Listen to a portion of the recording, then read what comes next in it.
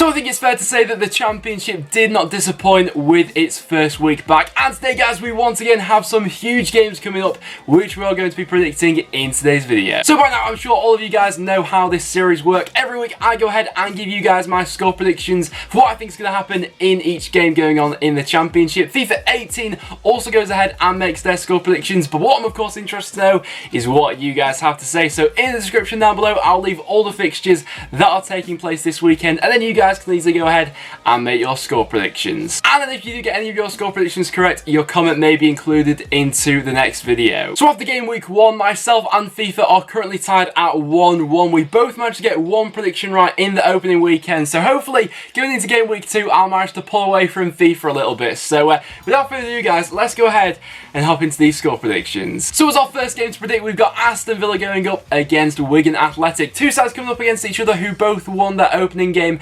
in the Championship. Aston Villa playing on Monday night, and I've got to say, if Alan Hutton pops up with more goals like that, I feel like the Aston Villa fans will just go into meltdown. He was looking like Messi against Hull City, but in all seriousness, going into this game, there were a couple of Aston Villa players from that first game who really impressed me, and a couple of people I thought were perhaps under par a little bit. Adoma and Kodja are two players I'd like to see more of. Kodja especially, I didn't think he was brilliant against Hull City. I thought the midfield were looking a threat constantly throughout. Kodja, I thought he didn't really have his best game. I'd like to see more of him against Wigan Athletic. Wigan Athletic in their first game had a fantastic 3-2 home victory over Sheff Wednesday. Going forward, they were looking a threat throughout it. They were pushing people forward and were looking a threat from all different areas of the pitch. Going into this season, I thought that Wigan may possibly struggle for goals, but judging by the opening day performance, that won't be the case this season. In terms of a score prediction for this one, I'm going to back Aston Villa for a 2-1 home victory. I feel like quality-wise, Villa may have a bit too much for Wigan in this game, so I'm going to say 2-1 Villa.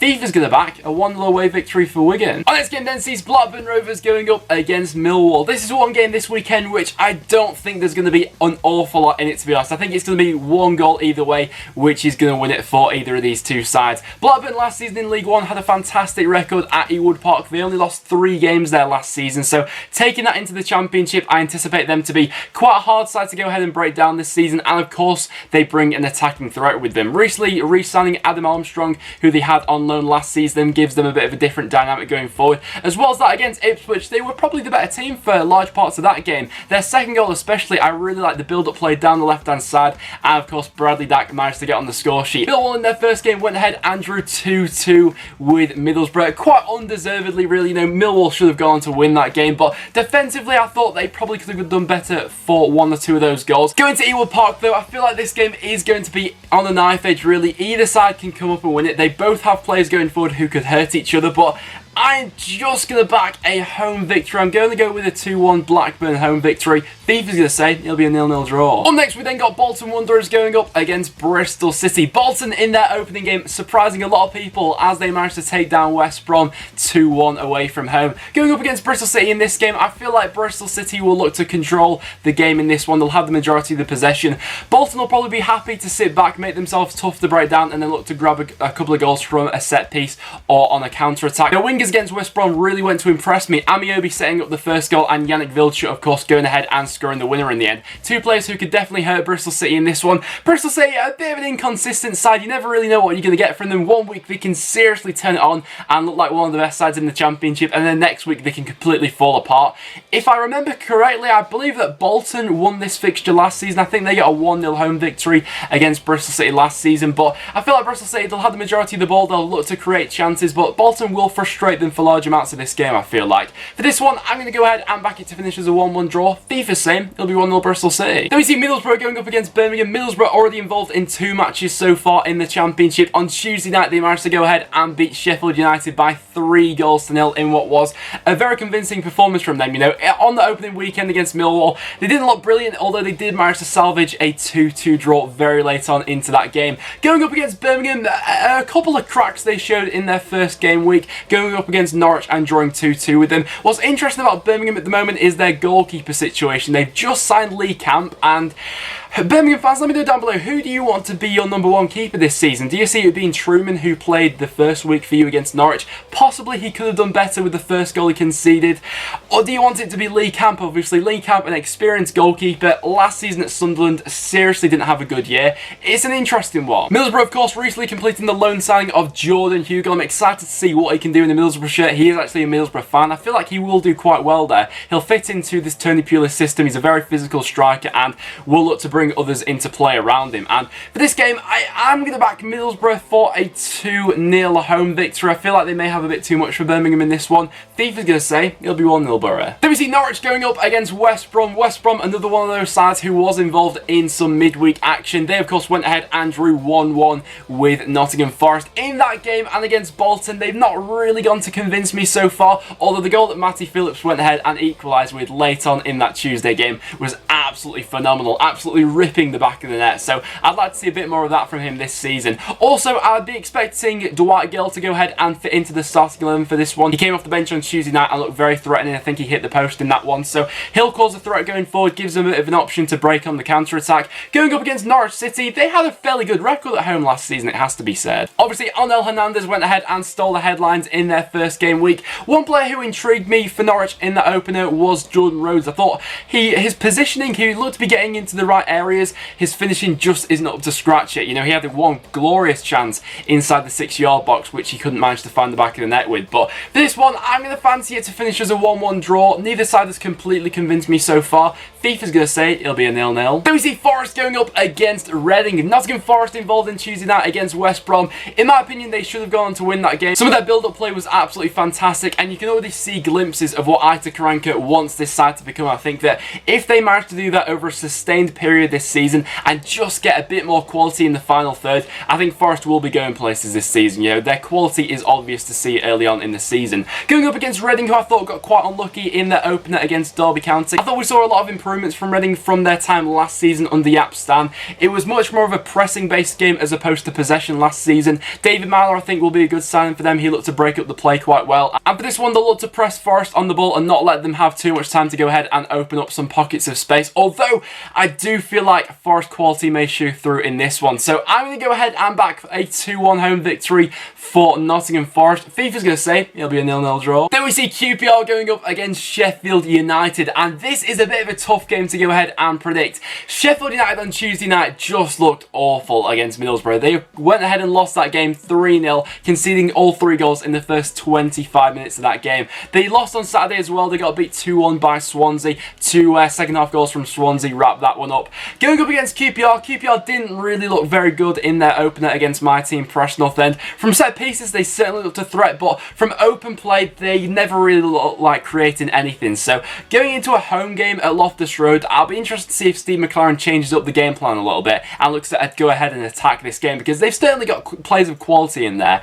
Overall for this one, I feel like it may be a 1-0 to either side, really. I feel like after Sheffield United got battered on Tuesday, they're not going to go ahead and look to be that exposed going into this one. They'll look to tighten it up at the back, and I feel like 1 goal will win this one, really. So for this game, I'm going to go ahead and back a 1-0 away victory. I feel like Sheffield United may bounce back, and from open play, QPR didn't look great on Saturday. So I'll say 1-0 Sheffield United. Thief is saying 1-0 QPR. Then we've got Rotherham going up against Ipswich Town. What's interesting about Ipswich is we'll really see this season how they fare without Martin Wycorn. Ipswich fans, let me know down below how you think you'll get on this season, and how big of a blow do you realistically see that being, losing your main talisman from last season. Some of their business that Ipswich have done this season, though, has very much impressed me on the whole, really. They've gone ahead and invested in a lot of lower league players who have done very well, and have invested in a lot of young players as well with a point to prove. And from that opener against Blackburn Rovers, I think there was quite a few positives to go ahead and take from that. Defensively, I still think that Ipswich will be a pretty hard side to break down this season. And going forward, some of their new players really impressed me. Edwards especially looked brilliant against Blackburn.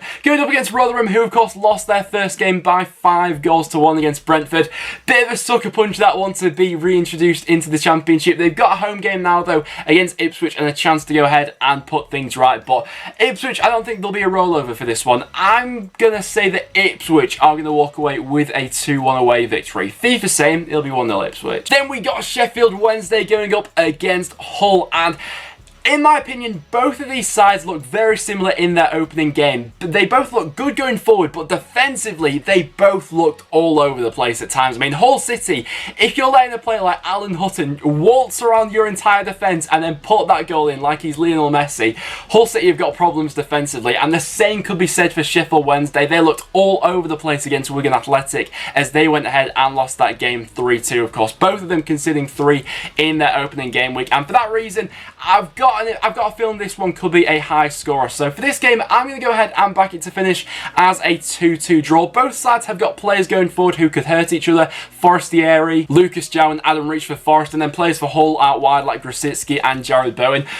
For Sheffield Wednesday, they are going to have a suspension for this one. Nuhiu is going to be out after he got sent off in his first game, but I'm going to say 2-2. FIFA's going to say 1-1. The next game is a very interesting one to go ahead and predict, and I'm very intrigued to see what you guys are saying for this one. We've got Stoke City going up against Brentford. In their opener, Stoke City looked all over the place. It looked like they didn't know what they were going to expect really, but Leeds United absolutely bossed that game and Stoke looked all over the place. The only player who I gave credit to in that opener for Stoke was Tom Ince. He was the only player going forward who looked to create anything for them. Benikophobia looked very isolated, and going up against a side like Brentford, who can be an absolute nightmare to play against when they're in full flow going forward. Stoke could be in for a tough game for this one. Their centre-back partnership of Shawcross and Bruno Martins-Indy didn't really look as competent as I thought they looked between each other, and of course Jack Butland in net making a bit of a clanger in that opener. Brentford will be riding high on their confidence after scoring 5 against Rotherham, and I'm actually going to go ahead and back an away victory for this one. I'm going to say that Brentford will walk away with a 2-1 away victory, with FIFA saying it'll be 1-0 Stoke. Next up, we then see Swansea City going up against my team, Preston North End. Swansea in their opener, I was quite impressed by them actually. Jefferson Montero coming on from the bench looked absolutely fantastic against Sheffield United. Ollie McBurney looked a threat going forward, and Barry Mackay I think will go ahead and slot into this Swansea side quite nicely. So they've certainly got players going forward who Preston are going to need to be wary of going into this game. I feel like in terms of how the game goes, it'll be quite a contrast to how Preston's opener was really. Preston against QPR, we had a lot of the ball in that one. We couldn't really look to break QPR down as they look to sit quite deep. Going away from home, I don't feel like we'll have as much of the ball in this one, but we'll look to break on the counter-attack with pace going in behind. Last season, Preston had the 3rd best away record in the whole of the Championship. Only Wolves and Cardiff went ahead and picked up more points than we did away from home, and I feel like the way we play football just fits better with us playing away really. When we come up against teams at home who like to sit back and nullify us, we can't really get into the game then and create as many chances from open play as we'd like to. So for this game, I do have a feeling we'll get something from it. It's not going to be an easy game. Swansea did look quite good against Sheffield United, but for this one, I'm going to go ahead and say it will finish as a 1-1 draw, and FIFA 18 is actually going to agree with me. And then for our final game to go ahead and predict, we've got the big game going on this weekend as the evening kickoff on Saturday. We've got Derby County going up against Leeds United. Both sides going ahead and winning their opener of the Championship season, although Derby didn't really look the best. I thought that they got a little bit fortunate with that one really, but you can't take it away from them. Tom Lawrence popping up with a late winner. They did get all 3 points in the end. Contrast that to Leeds United, who looked absolutely superb in their opener against Stoke City. It was high energy, high tempo football, and Stoke in that game looked like they didn't know what hit them. What's going to be interesting for this game is Derby's midfield against Reading. I didn't think they looked brilliant in the first half. They looked a little bit all over the place. They can't afford to do that against this Leeds side. They will just press and press and press, and Derby's midfield is going to have to be a lot more organised, I feel like, in this game if they are going to get something from it. I feel like there's going to be goals in this game. Both attacks were looking sharp in their opening game week, and with Derby adding more players to their attack, most notably Martin Waghorn recently coming in, it's going to be a high scoring game this one, and I'm going to go with a 3-2 away victory for Leeds United. I hope it is an entertaining game. It's the game on Sky this weekend, so I do hope that we do see a high score. My prediction is going to be 3-2 Leeds United. FIFA's going to say it's going to be 3-0 Leeds. So guys, there you have it. There are my score predictions going into the second week of the Championship. Do you agree with them? Let me know in the comments down below. But apart from that, guys, that will now wrap it up for this video. So thank you so much for watching. If you did go on to enjoy, make sure you leave a like. It is always massively appreciated. As the transfer window does conclude today, tomorrow I will have the video going ahead and ranking how I think each individual Championship club has gone ahead and done in the transfer window. So make sure you guys go ahead and stick around for that one. But like I said, guys, I will now wrap it up for this video. So thank you so much for watching. Make sure you subscribe for some regular Championship content, and I'll see you all in the next one.